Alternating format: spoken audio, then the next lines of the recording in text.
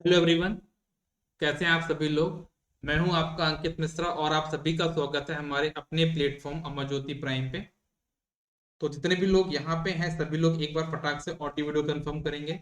M I properly audible and visible. Very good evening Rahul, Kshitij, Kalpana, Ravi, सभी लोग एक बार ऑडियो वीडियो कंफर्म करेंगे। Very good evening Pankaj, Rohit, सभी लोग जितने भी लोग यहाँ पे हैं एक बार ऑडियो और वीडियो का कंफर्मेशन दीजिए जिससे मैं आगे क्लास को कंटिन्यू कर सकूं। ठीक है, और एक काम आप लोग और करो, है ना, अपने अपने ग्रुप पे जाके इन्फॉर्म कर दो क्लास स्टार्ट हो गई। ठीक है, कल्पना आप भी जाके मैसेज कर दीजिए, पंकज आप भी जाके मैसेज कर दीजिए क्लास स्टार्ट हो गई है। तो जल्दी से सभी लोग ज्वाइन कर ले जिससे ज्यादा हमारा टाइम वेस्ट ना हो। ठीक है, तो जल्दी से एक एक जन जाके ग्रुप पे मैसेज कर दो। मैं 1 मिनट वेट करूंगा आपके लिए और बाकी पर्सन्स के लिए, और उसके बाद फिर मैं क्लास को स्टार्ट करूँ। ठीक है, तो हम लोग यहाँ पे क्या पढ़ रहे हैं, इलेक्ट्रिकल इंजीनियरिंग मॉक टेस्ट, जिसका मेन टारगेट है हमारा एसएससी जेई का एग्जाम जो कि नेक्स्ट मंथ आपके होने वाला है। मेरा प्लान यही है, मेरी स्ट्रेटजी यही है, मेरा जो विजन है वो यही है कि मैं आपको शॉर्ट नोट तो ऑलरेडी प्रोवाइड कर चुका हूँ, कुछ सब्जेक्ट के शॉर्ट नोट्स आपको और प्रोवाइड कर दूंगा, और साथ में ये मॉक टेस्ट, मतलब इतना अगर आप करते हो तो एटलीस्ट आप टेक्निकल में 100 क्वेश्चन में से 80-85 क्वेश्चन कर लो। यही मेरा मेन प्लान है, मेन यही स्ट्रेटजी मेरे मन में है। ठीक है, और उसी के लिए मैं यहाँ पे वर्क कर। ठीक है, चलो, तो हम लोग यहाँ पे क्लास को स्टार्ट करते हैं। जो बच्चे नए होंगे उनके लिए मैं बताना चाहूंगा कि हमारा जो अमर ज्योति प्राइम का जो टेलीग्राम चैनल है उसमें आप ज्वाइन कर लीजिएगा। उसमें आपको क्या मिल जाएगी, क्लासेस की पीडीएफ नोट्स, क्लास की लिंक मिल जाएगी, एग्जाम इन्फॉर्मेशन मिल जाएगी, साथ में फ्री टेस्ट भी आपको मिल जाएंगे। ठीक है, जो नए स्टूडेंट्स हैं उनके लिए है ये। ठीक है, चलो, तो हम स्टार्ट करते हैं पहले क्वेश्चन के साथ। पहला जो क्वेश्चन आज के सेशन का हमारे सामने है वो ये है। सभी लोग इस क्वेश्चन का आंसर करेंगे। क्वेश्चन में क्या बोला जा रहा है, the V I characteristics of an element is shown in the figure given below. The element is, आपको ये प्लॉट आपको दिया हुआ है, वी आई कर्व आपको ऐसा कुछ यहाँ पे दिया हुआ है। ठीक है, आपसे पूछा है कि ये कर्व किस प्रकार का कर्व है। क्या ये कर्व लीनियर एलिमेंट का है कि नॉन लीनियर का है, एक्टिव का है कि पैसिव का है, बायलेटरल है कि न्यूलेटरल।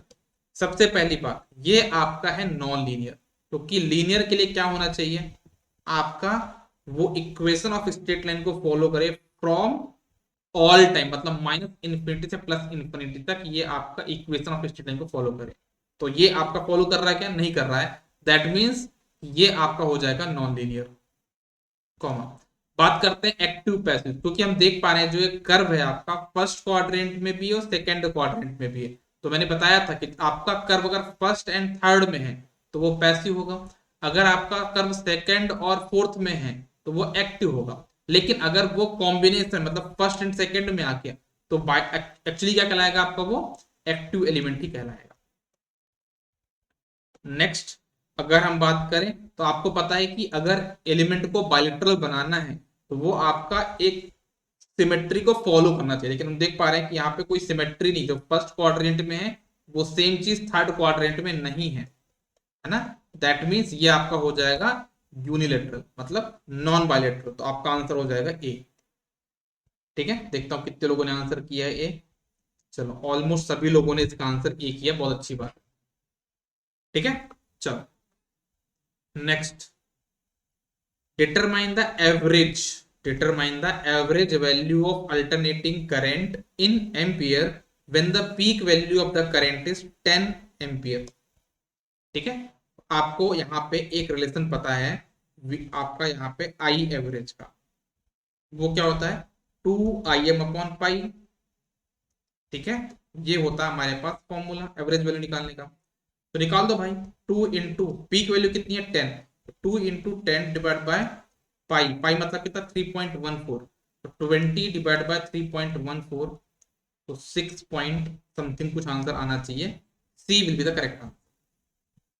इसका करेक्ट आंसर आपका क्या हो जाएगा, सी हो जाएगा। ठीक है ना, तो ये आपका हो गया। Next question, What will be the frequency of sinusoidal waveform when the time period of the wave is 25 millisecond?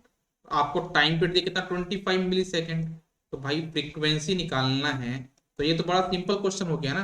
क्यों? क्योंकि हमको पता है frequency is inversely proportional of time period. तो क्या हो जाएगा 1/25 m। एम ऊपर जाके बन जाएगा 1000/25।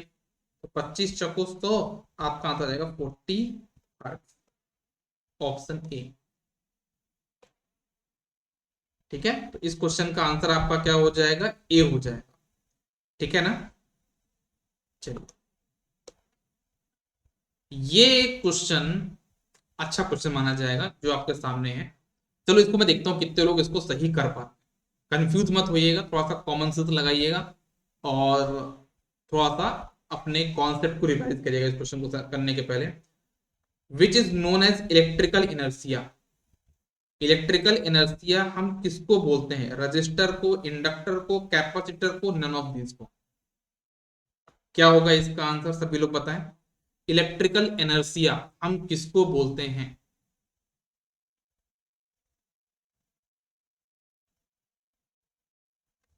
इलेक्ट्रिकल इनर्सिया हम किसको बोलते हैं? पंकज ने बोला है पहले ए, फिर बाद में बोला है बी। अच्छा, पहले ए वाला क्वेश्चन, दूसरा वाला था ये। इसका आंसर दे रहे हैं बी, विद्युत प्रवाह का आंसर है ए। और बाकी लोग बताएंगे।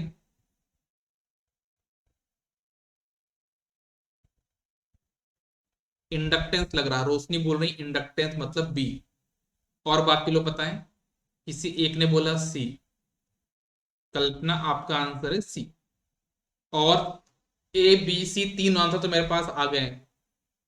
और कोई है जो कुछ बताना चाहेंगे? चलो तुक्का मार के देखो, जिनसे नहीं बनता, जिनको समझ में नहीं है, तुक्का मार के देखो जरा। क्या तुक्का मारते हो आप लोग?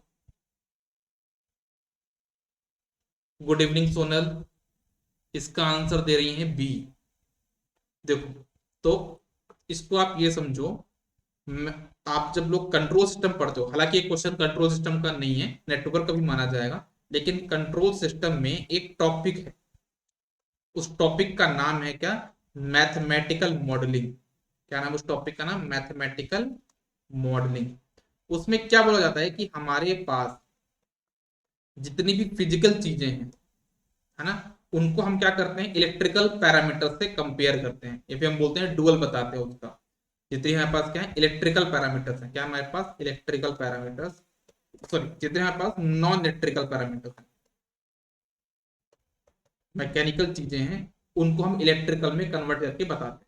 जैसे कि हमारे पास होता है मास। देखो, अगर बात करो, मास होता है हमारा क्या? इनर्सिया। मास को हम बोलते हैं इनर्सिया।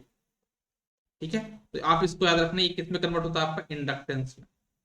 ठीक है। आपका रेजिस्टेंस होता है, जो रेजिस्टेंस, ये आपका होता है किसमें? डैम्पिंग में। ठीक है। और आपका जो आपका जो यहाँ पे होता है, जो उल्टा कर दिया मैंने, यहाँ पे यहाँ पे होगा ना डैम्पिंग। डैम्पिंग होता है किसमें? रेजिस्टेंस में।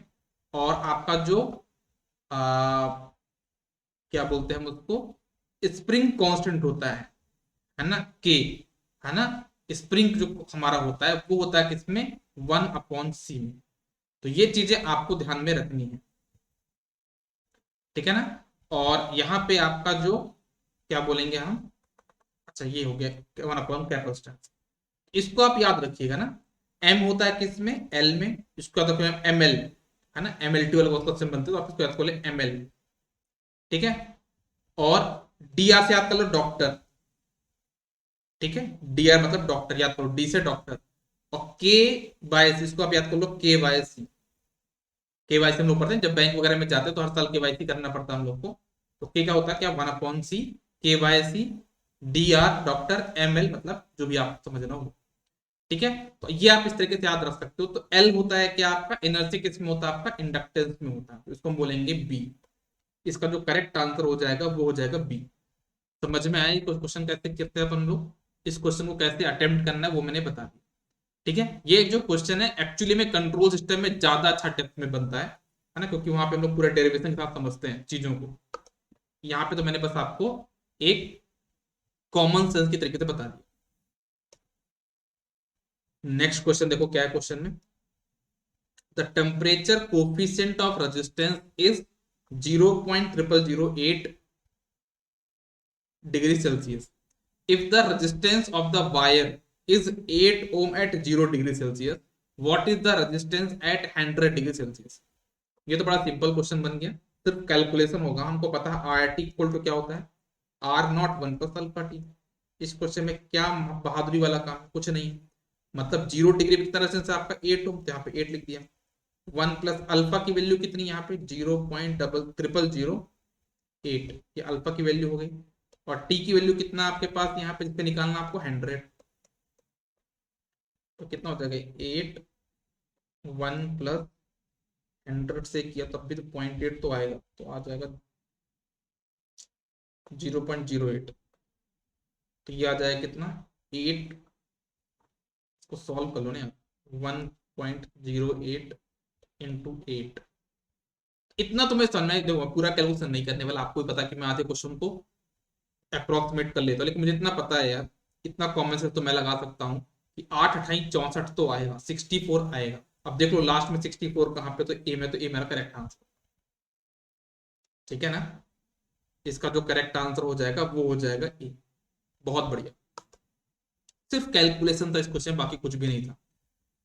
नेक्स्ट क्वेश्चन है, if resistance is independent of frequency it is represented graphically by आ। कितना सिंपल क्वेश्चन है। देखो अगर मेरा जो रेजिस्टेंस है वो क्या है, फ्रीक्वेंसी से इंडिपेंडेंट। क्या है वो, फ्रीक्वेंसी से इंडिपेंडेंट, मतलब फ्रीक्वेंसी पे अगर डिपेंडेंट नहीं कर रहा, मतलब एक तरह से किसकी बात हो रही है यहाँ पे, डीसी की बात हो रही है। ठीक है ना, तो हम बात करते हैं कि हम जो कर्व बनाते हैं रजिस्टर के लिए, कैसे बनाते हैं, अकॉर्डिंग टू ओम्स जो कर्व बनता है क्या बनता है आपका, स्ट्रेट लाइन बनता है। इसका आंसर हो जाएगा डी। ठीक है ना, what happened to the resistance of a conductor if its length is increased 3 times and diameter is half? मतलब what happened, बीच में लाइट ट्रिप हुई शायद से। हाँ, तो क्या बोला गया है कि अगर मैं रेजिस्टेंस को इंक्रीज कर दूं 3 टाइम्स, और अगर मैं डायामीटर को कर दूं क्या हाफ, तो मेरा रेजिस्टेंस क्या होगा। आप सबको पता है आर इक्वल टू क्या होता है, रो एल अपॉन ए। एल मतलब लेंथ को आपने क्या किया है, 3 टाइम्स इंक्रीज किया है, ये लेंथ है, लेंथ को आपने 3 टाइम्स इंक्रीज किया, तो क्या हो जाएगा रो इंटू, काम नहीं कर रहा क्या माउस, रो एल, एल मतलब क्या 3 टाइम्स किया तो 3L हो जाएगा, डिवाइड बाय ए। जब डायमीटर हाफ हुआ है तो एरिया क्या हो जाएगा 1/4, A/4, तो क्या हो जाएगा रो 3L इंटू 4 अपॉन ए, मतलब 12 बाहर आ जाएगा, 12 रो एल अपॉन ए, मतलब कितना हो जाएगा 12 टाइम्स। ऑप्शन डी, इसका जो करेक्ट आंसर हो जाएगा वो हो जाएगा सी। बहुत बढ़िया पंकज, बहुत बढ़िया सोनल। ठीक है, चलो बहुत बढ़िया कल्पना, राहुल, चलो बहुत बढ़िया, बहुत बढ़िया। The specific resistance of the conductor depends upon, देखो हमको पता है कि किसी भी रेजिस्टेंस की जो वैल्यू होती है किस पर डिपेंड करती है, रो एल अपॉन। इस रो को हम बोलते हैं रेजिस्टिविटी, या फिर हम इसको बोलते हैं स्पेसिफिक रेजिस्टेंस। तो ये किस पे डिपेंड करता है, ये डिपेंड करता है कि वो मटेरियल किस चीज का बना है, जो हमारे पास ये मटेरियल है ना, वो किसका बना हुआ है ना, वो किस चीज से बना हुआ है उसके ऊपर डिपेंड करता है। ठीक है ना, तो वो डिपेंड करेगा मटेरियल पे। ठीक है, तो स्पेसिफिक रेजिस्टेंस होगा वो किस पे डिपेंड करता है, वो लेंथ पे डिपेंड नहीं करेगा, क्रॉस पे डिपेंड नहीं करेगा, इस पे डिपेंड नहीं करेगा, किस पे डिपेंड करता है आपका वो मटेरियल पे। ठीक है, नेक्स्ट क्वेश्चन पे आते हैं। 2 wattmeter method of power measurement in 3-phase system is valid for, 3-phase system में जो हम लोग 2 wattmeter मेथड अप्लाई करते हैं पावर मेजरमेंट के लिए, वो किसके लिए वैलिड है। Option A balanced star connected load only, unbalanced star connected load only, balanced delta connected load only, balance और unbalance star as well delta connection load. क्या बोलोगे इसका आंसर, इसका करेक्ट आंसर क्या होगा 9th का, बताएंगे तभी। बड़ा सिंपल क्वेश्चन है यार ये।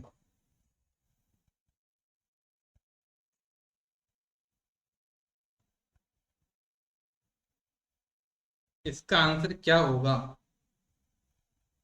टू वॉट मीटर मेथड किसके लिए एप्लीकेबल है, किसके लिए वैलिड है?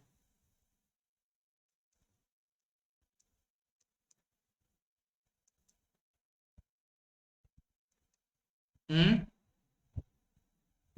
नाइन्थ का ए। नाइन्थ का ए।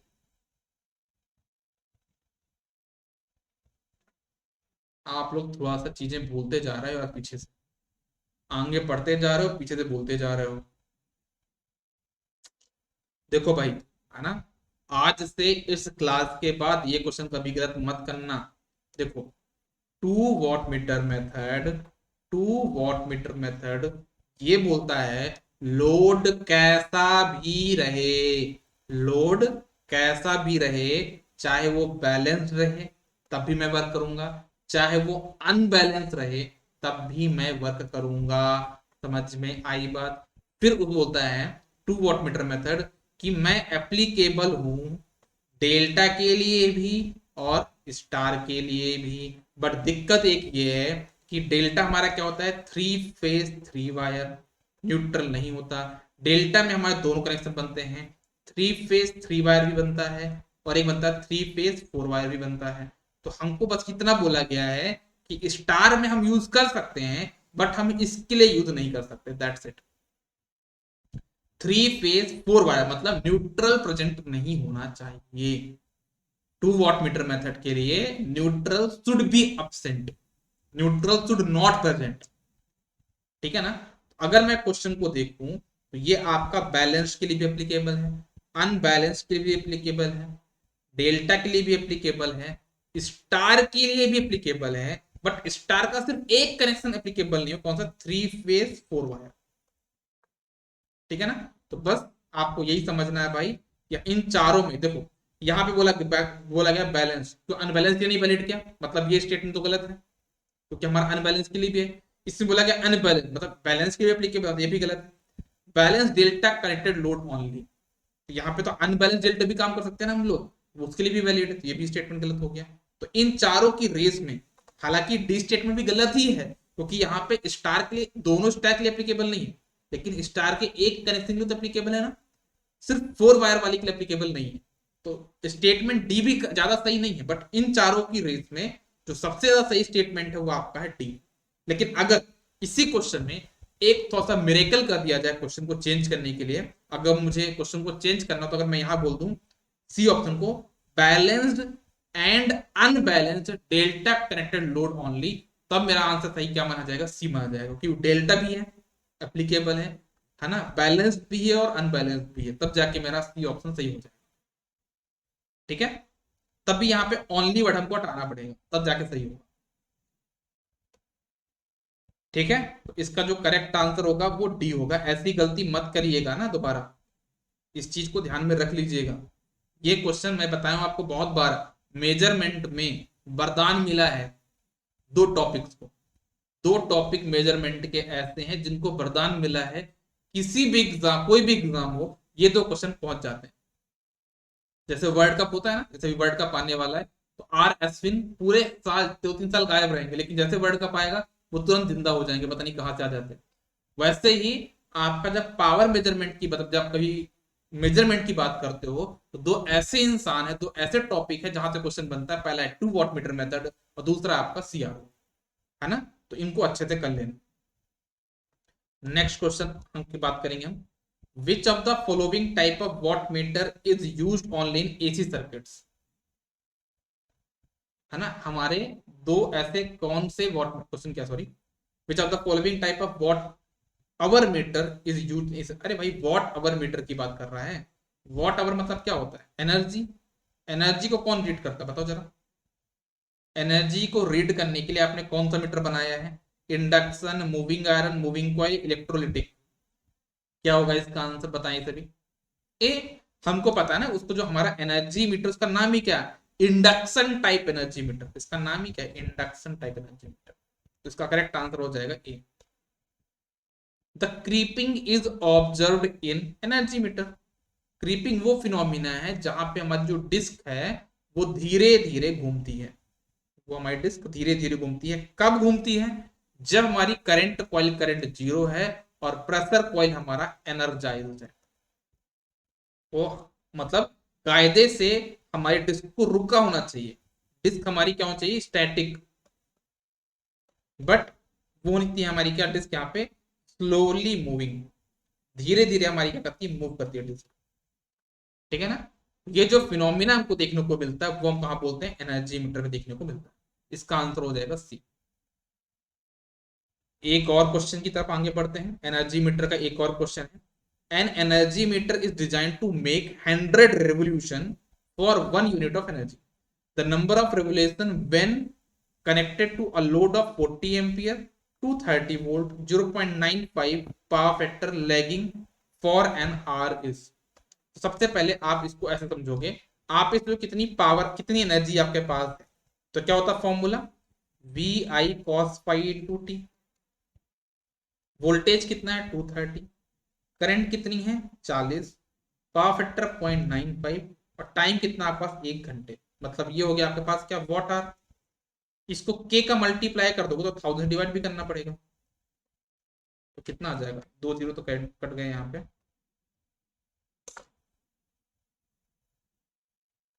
हो जाएगा 23 × 4 × 0.95, 8.74। कितना है हमारी यूनिट? 8.74 यूनिट, या फिर के डब्ल्यू एच, ये यूनिट लिखे हैं। अब इसको कैसे सॉल्व करो? क्वेश्चन को देखना। कॉमन सेंस के क्वेश्चन हो तो ये वाला सॉल्व है ना। कैसे? आपको पता है कि 1 यूनिट के लिए 1 यूनिट कितने रेवोल्यूशन लिए इसने? 100। तो हमारे पास जो 8.74 यूनिट है उसके लिए कितने रूल्स चले? क्या बोलोगे? 100 इंटू 8.74 कितना हो जाएगा? 874। हमारा करेक्ट आंसर है बी। इसका जो करेक्ट आंसर हो जाएगा दैट विल बी बी। हालांकि मुझे क्वेश्चन पूरा सॉल्व नहीं करना चाहिए था। 8.74 जैसे ही आया मैं डायरेक्ट ऑप्शन देख लेता एक बार कि क्या होगा भाई मेरा। डायरेक्ट बी ऑप्शन, पूरा सॉल्व की जरूरत भी नहीं है। डायरेक्टली हमको समझना है कि भाई यहाँ पे 8.74 सिर्फ एक ही ऑप्शन में आ रहा है, बी ऑप्शन में। ये क्वेश्चन देखो भाई क्या है। इन एन एनर्जी मीटर, हमारे पास जो एनर्जी मीटर होता है, विच कॉइल, दो प्रकार की कॉइल होती है, करंट कॉइल और पोटेंशियल कॉइल। क्वेश्चन क्या है? Which coil carries the current proportional to the supply voltage. हमारी ऐसी कौन सी कॉइल है? दो कॉइल होती है हमारे एनर्जी मीटर। सबको पता है, कोई नई बात नहीं है। एनर्जी मीटर जो हम लोग पढ़ते हैं उसमें हमारे दो कॉइल होती है, करंट कॉइल और पोटेंशियल कॉइल। करंट कॉइल हमेशा लोड के प्रोपोर्शनल करंट कैरी करता है, लोड के प्रोपोर्शनल करंट। और जो प्रेशर कॉइल है, पोटेंशियल कॉइल है, वो हमेशा सप्लाई वोल्टेज के प्रोपोर्शनल करंट कैरी करता है। ठीक है? और हमारी जो पोटेंशियल कॉइल होती है उसका नेचर क्या होता है? Highly inductive. ठीक है? ये होता है हाईली इंडक्टिव। तो ये चीज आपको ध्यान में रखनी है। तो इसका आंसर क्या हो जाएगा? हमारी कौन सी कॉइल है जो सप्लाई वोल्टेज के प्रोपोर्शनल करंट कैरी करता है, वो हमारा हो जाएगा पोटेंशियल कॉइल या फिर प्रेशर कॉइल। तो option B will be the correct answer. तो 13 का जो करेक्ट आंसर होगा वो क्या होगा? बी हो जाएगा। Which of the following measuring device has minimum loading effect on the quantity under measurement? कौन कौन से हमको बताना है कि कुल मिला के बताना है जो लोडिंग इफेक्ट होता है, ये जो फिनोमिना है, जो इफेक्ट है, ये इफेक्ट कौन से इंस्ट्रूमेंट पे कम होगा, मिनिमम होगा? PMMC, CRO, hot wire, electrodynamometer. Common sense की बात है, हमको पता है जिसकी सेंसिटिविटी ज्यादा होगी उसमें क्या होता है? Less loading effect. समझ में आई बात? और सेंसिटिविटी को ज्यादा रखने के लिए हमको जो रेजिस्टेंस है या इम्पिडेंस है वो ज्यादा रखना पड़ेगा। और हमको ये पता है कि सीआरओ का जो इनपुट इम्पिडेंस होता है कहीं ना कहीं वो मेगा में होता है, 1 मेगा ओम। और इसके कंपेरिजन में बाकी कोई भी नहीं है। तो हम क्लियरली बोल सकते हैं सबसे जो मिनिमम लोडिंग इफेक्ट होगा वो कहाँ पे होगा? आपका सीआरओ में होगा। सीआरओ में मिनिमम हमको क्या देखने को मिलता है? लोडिंग देखने को मिलता है। बाकी सभी में पीएमएमसी, हॉट वायर, किसी की बात करो तो ये इलेक्ट्रिकल इंस्ट्रूमेंट है, इलेक्ट्रिकल इंस्ट्रूमेंट में लोडिंग इफेक्ट ज्यादा होता है, इलेक्ट्रॉनिक्स इंस्ट्रूमेंट जैसे सीआरओ डीवीएम इनमें लोडिंग इफेक्ट क्या होता है, मिनिमम होता है। ठीक है, तो ये बात आपको ध्यान में रखनी है। नेक्स्ट क्वेश्चन क्या है, a 3.5 digit DVM display a maximum value of dash dash and has a resolution of dash dash of the range respectively। देखो भाई 3.5 डिजिट डीवीएम है, 1 2 3, ये 3 डिजिट हो गए और ये हो गया आपकी हाफ डिजिट। हाफ डिजिट कौन कौन सी वैल्यू रीड करता है, 0 या 1, और ये करते हैं 0 से लेके 9, ये भी करते हैं 0 से लेके 9, 0 से लेके 9। तो मैक्सिमम कितना रीड करेगा, ये 1, ये कितना करेगा 9, ये कितना करेगा 9, ये करेगा 9। तो जो मैक्सिमम रीडिंग होगी तो 1999 होगी, मतलब ये आंसर नहीं हो सकता, ये आंसर नहीं हो सकता। आंसर हमारा तो बी हो गया, तो डी। अब बात करते हैं रेजोल्यूशन की। तो रेजोल्यूशन का जो फॉर्मूला होता है क्या होता है, smallest range divided by what, total number of steps. तो हमको पता है कि इसके जो टोटल स्टेप्स होंगे वो 0 0 0, अगर हम देखें 0 0 1 से लेके 1 तक स्टेप्स होंगे, मतलब टोटल कितना 2000 स्टेप्स। तो क्या बोलेंगे, स्मॉलेस्ट रेंज कितनी है 1 volt, sorry 2 volt, divided by इसमें हमारे पास जो टोटल स्टेप्स हो जाएंगे कितने हो जाएंगे, वो 2000। ठीक है ना, तो हमारा आंसर कितना हो जाएगा 1/1000। तो इसका करेक्ट आंसर हो जाएगा आपका डी। इसका जो करेक्ट आंसर हो जाएगा इस क्वेश्चन का, दैट विल बी डी। ठीक है ना, समझ में आया कि नहीं आया सभी को ये क्वेश्चन। बहुत सी बुक में इसका आंसर बी दिया हुआ है, तो आप लोग केयरफुल रहिएगा, है ना। मैं ऐसा क्यों बोल पा रहा हूँ, क्योंकि शायद से 4 5 दिन पहले ही मुझे किसी ने क्वेश्चन भेजा था, उसको डाउट था कि सर इसका आंसर बी होगा कि डी होगा। उसका भी आंसर डी आया था, लेकिन बुक में इसका आंसर बी दिया हुआ, जहां पे भी ये क्वेश्चन होगा, जहां पे भी क्वेश्चन पूछा गया होगा, उसके आंसर की में इसका आंसर बी दिया गया था। बाद में ऑब्जेक्शन सही हो गया होगा, लेकिन बुक वाले जनरल चेंज नहीं कर पाते हैं। तो याद रखिएगा इसका आंसर बी ना होकर क्या होगा, डी होगा। नेक्स्ट क्वेश्चन पे आगे बढ़ते हैं। The efficiency of an ordinary transformer is maximum when. अरे भाई ये क्वेश्चन ट्रांसफॉर्मर का इफिशियंसी का ये मैक्सिमम इफिशियंसी जो क्वेश्चन होता है ना, वो हमेशा याद रखना। कब होती है इफिशियंसी मैक्सिमम, जब हमारा वेरिएबल एलिमेंट बराबर हो किसके, आयरन लॉस के बराबर। तो हमारा करेक्ट आंसर हो जाएगा सी। इस टॉपिक को आप नेटवर्क के मैक्सिमम पावर ट्रांसफर से भी कर सकते हो कंपेरिजन। कैसे, जैसे मैक्सिमम पावर ट्रांसफर क्या बोलती है, ये आपके पास सोर्स है, ये आपका क्या है कांस्टेंट वैल्यू, इसको हम बोलते हैं सोर्स रेजिस्टेंस, ये हमारे पास क्या है लोड रेजिस्टेंस आरएल। तो आरएल हमारे पास यहाँ पे क्या होता है वेरिएबल। तो जब वेरिएबल एलिमेंट की वैल्यू आरएल की वैल्यू इसके बराबर होती है, आपका क्या कांस्टेंट, आरएल का तो हमारा कांस्टेंट, और कॉपर लॉस क्या होता है वेरिएबल। तो जब कॉपर लॉस की वैल्यू मतलब आरएल की वैल्यू आरएस के बराबर होगी, मतलब जब कॉपर लॉस की वैल्यू आयरन लॉस के बराबर होगी, तब जाके हमको अपने ऑर्डिनरी ट्रांसफॉर्मर में क्या देखने को मिलता है, इफिशियंसी मैक्सिमम देखने को मिलती है। इसका करेक्ट आंसर हो जाएगा C. Transformer are rated in kVA instead of kilowatt because. हम देखते हैं कि हमारे पास जो ट्रांसफॉर्मर होते हैं वो केवीए में होते हैं, उसकी वजह क्या है, इंस्टेड ऑफ किलोवाट। किलोवाट में क्यों नहीं होते, तो आप इसको ऐसे समझो कि हर एक चीज की रेटिंग, कोई भी चीज दुनिया में जो भी चीज है उसकी रेटिंग डिपेंड करती है उसका लॉसेस पे, है ना, उसके लॉसेस पे। आपकी रेटिंग भी आपके लॉस पे डिपेंड करती है ना, कि आप लॉस मतलब जो आप पढ़ रहे हो जो भूल जा रहे हो लॉस। ठीक है, तो आपकी जो रेटिंग है मतलब आपका जो सिलेक्शन है वो इसी चीज पे डिपेंड करता है कि आप कितनी चीजें भूल रहे हो। ठीक है ना, तो वही चीज बोल रहा है, किसी भी चीज की रेटिंग किस पे डिपेंड करती है, उसके लॉसेस पे डिपेंड करती है। तो ट्रांसफॉर्मर कोई नई चीज तो है नहीं, उसकी भी रेटिंग किस पे डिपेंड करती है, लॉसेस पे।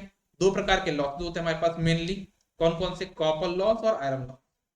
तो मैं बता चुका हूँ आपको बहुत बार ये चीज कि हमारा जो कॉपर लॉस है किस पे डिपेंड करता है, करंट पे। ये डिपेंड करता है किस पे, वोल्टेज पे।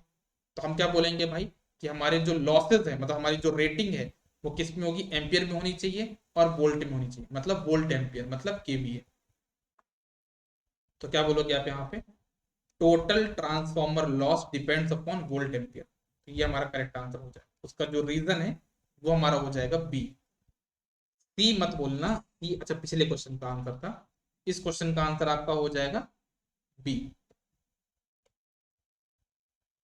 ये क्वेश्चन तो मैंने मना किया यार, इस टाइप क्वेश्चन मत रखा करो। Full load copper loss of a transformer is 1600 what, at half load the copper loss will be. अरे भाई, P at half load, P copper at half load क्या होगा, 1/2 का स्क्वायर इंटू फुल लोड 1600। तो 1600/4 कितना हो जाएगा, 400। इस क्वेश्चन को तो मैं क्या बताऊं यार, मना कर चुका हूँ ना, मना करने की नौबत आ गई है। ये क्वेश्चन क्लास में मत दिया करो भाई, एक ही क्वेश्चन को हमको 1000 बार सॉल्व नहीं करना, कुछ नए क्वेश्चन डालो। ठीक है, तो इसका जो करेक्ट आंसर होगा बेटा that will be A. Next question पे आगे बढ़ते हैं। In a transformer the energy is conveyed from primary to secondary. हमारे ट्रांसफॉर्मर ये कोर है, यहाँ पे हमारे पास प्राइमरी वाइंडिंग मान लो, या हमारे पास सेकेंडरी वाइंडिंग। तो हमारी जो एनर्जी है वो प्राइमरी सेकेंडरी गई है, हमारी जो एनर्जी है वो प्राइमरी से सेकेंडरी गई है। बाय किसके थ्रू, कूलिंग कॉइल। अरे कूलिंग कॉइल कहाँ लगाई हमने, through air by the flux none of the option. आप सबको पता है यहाँ पे क्या हो जाएगा, फ्लक्स। यहाँ पे एक मैग्नेटिक फ्लक्स सेटअप होता है ना, एमएफ यहाँ पे क्रिएट होगा पहले, सबसे पहले यहाँ पे एमएफ क्रिएट होगा, उस एमएफ की वजह से यहाँ पे हमारे कोर में क्या होता है, फ्लक्स क्रिएट होता है। ठीक है, और वही मतलब बोलते हैं ना कि ट्रांसफॉर्मर हमारा मैग्नेटिक कपल्ड डिवाइस है, क्योंकि सबसे पहले हमारे पास यहाँ पे इलेक्ट्रिकल क्वांटिटी है, वो इलेक्ट्रिकल क्वांटिटी कन्वर्ट होती है मैग्नेटिक क्वांटिटी में, फिर मैग्नेटिक के बाद अगेन किसमें कन्वर्ट होता है, इलेक्ट्रिकल क्वांटिटी। ठीक है ना, तो हमारा जो एनर्जी कन्वर्ट हुआ प्राइमरी टू सेकेंडरी किसके थ्रू हुआ है, फ्लक्स के थ्रू हुआ है। ये लास्ट क्वेश्चन आज के सेशन का देख लीजिए सभी लोग, क्या है। A certain transformer has 200 turns in the primary winding, 50 turns in the secondary winding, 120 volt applied to the primary.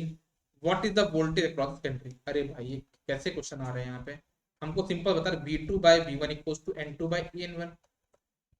देख लो भाई, आपसे क्या पूछा, V2 की वैल्यू, V2/V1, V1 कितना 120, N2 कितना है आपके पास 50 डिवाइड बाय 200, सही होगा ना, कर लो भाई। तो V2 कितना हो जाएगा, V2 equals to 50 into 120 divide by 200।